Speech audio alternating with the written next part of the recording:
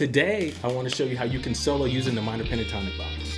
You can use it to use the minor pentatonic shape, or you can use it doing the melodies. Here we go.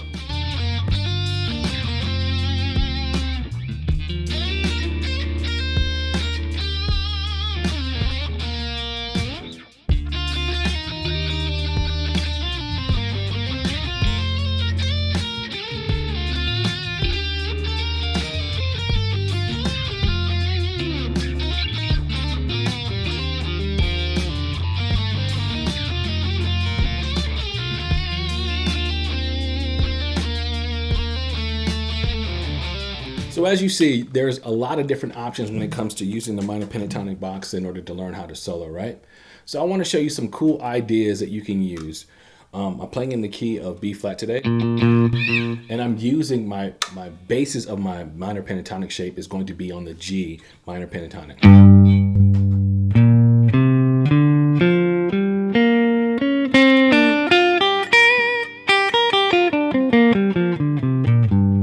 If you're not familiar with the minor pentatonic stands for, penta means 5, tonic means sounds or tones. So you're using 5 notes in a scale, okay? So that's the original shape or pattern.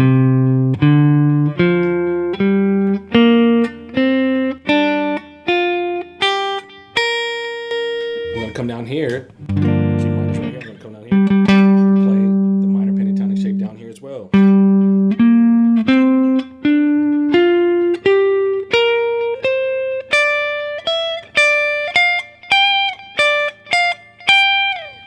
But while I'm using that particular shit, I want to find the different melodies. I don't want to just be stuck in playing that box. I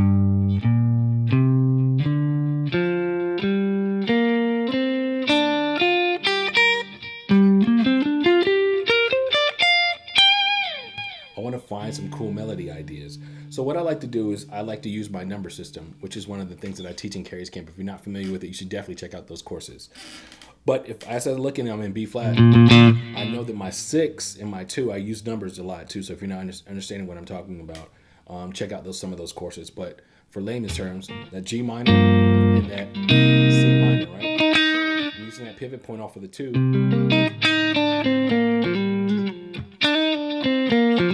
to get some more real estate, to give me some melodies, because there's a lot of melodies that you can get off of the B string.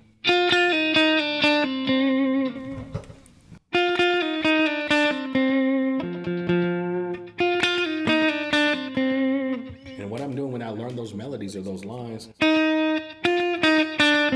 want to find them down here.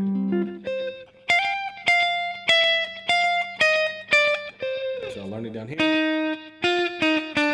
On the B string, now I want to go down here. Off of the E and B string.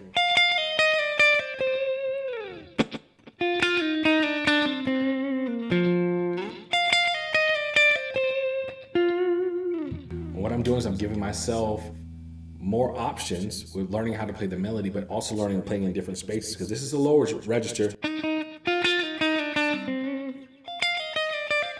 This is a higher register, the same notes, but a higher register.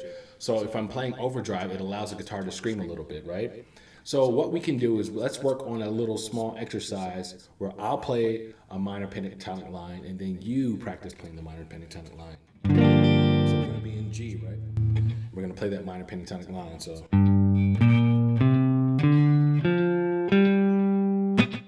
your turn. Let's play it again.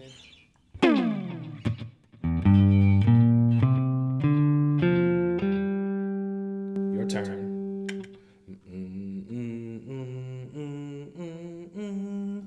Okay, now let's add a little bit more to it.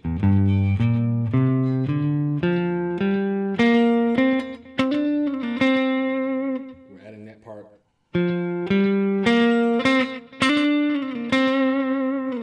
Your turn.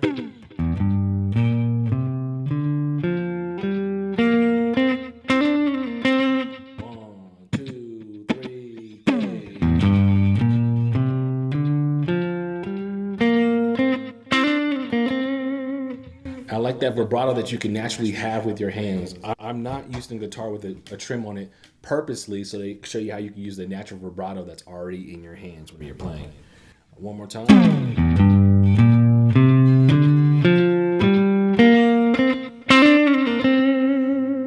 And once I played it down here, I want to come down here and play the same thing, right?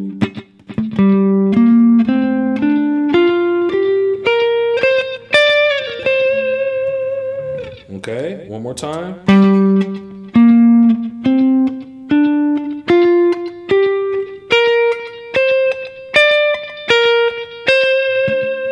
One more time.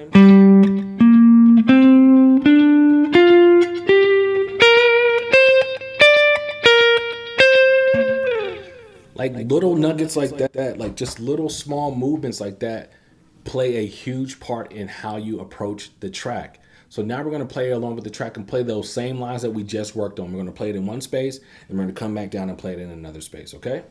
Get you some nice overdrive so you can have a good tone. Make sure it's not too overpowering. But here we go.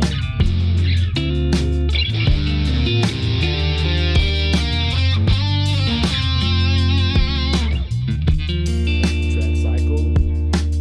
1, 2 from the top. First lick.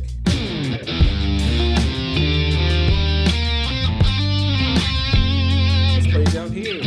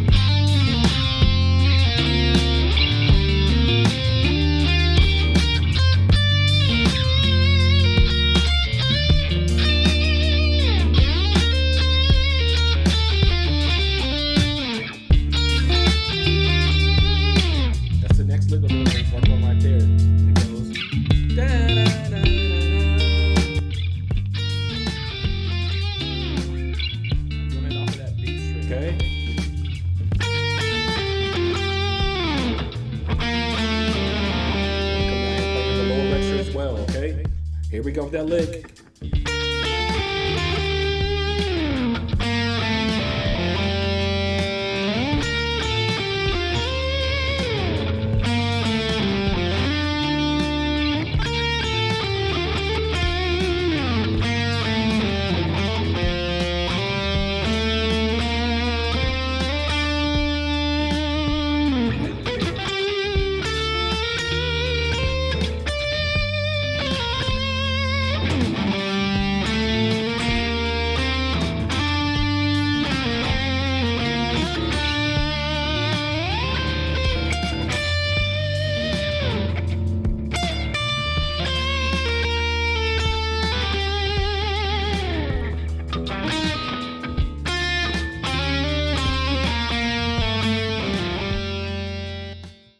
Some other ideas that you can use whenever you're doing that as well is when you're doing those minor pentatonic licks, there's octaves, right? You come down here and do the same thing.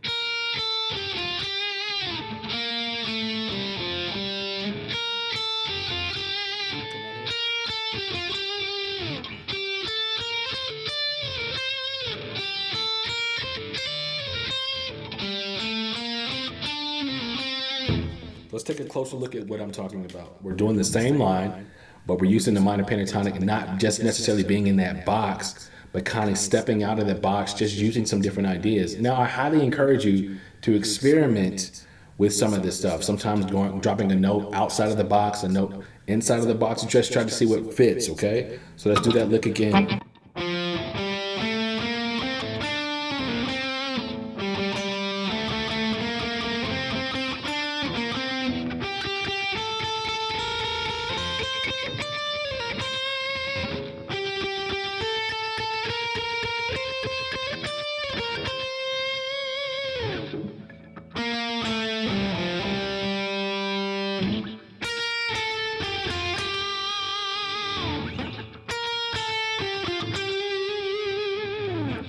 So you see how you're playing the same line, but in different spaces, it gives a different kind of tonality to it. What you should do is find a track that you like and practice using some of these same licks.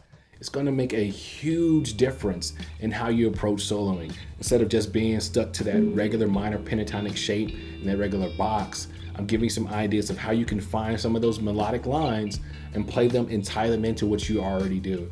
So you don't have to do a whole lot. Just use a few of these tricks and these tips in your soloing, but don't wait till the last minute to where, oh, I've got to solo now. But practice them on your own, so whenever you're put in a situation, you know how to approach it and have a lot of fun with it. If you love stuff like this, leave a comment and let me know if you're going to use any of these licks or these ideas, or this stuff made sense, because I want to definitely put out more material just like this that you can use and add to your toolbox.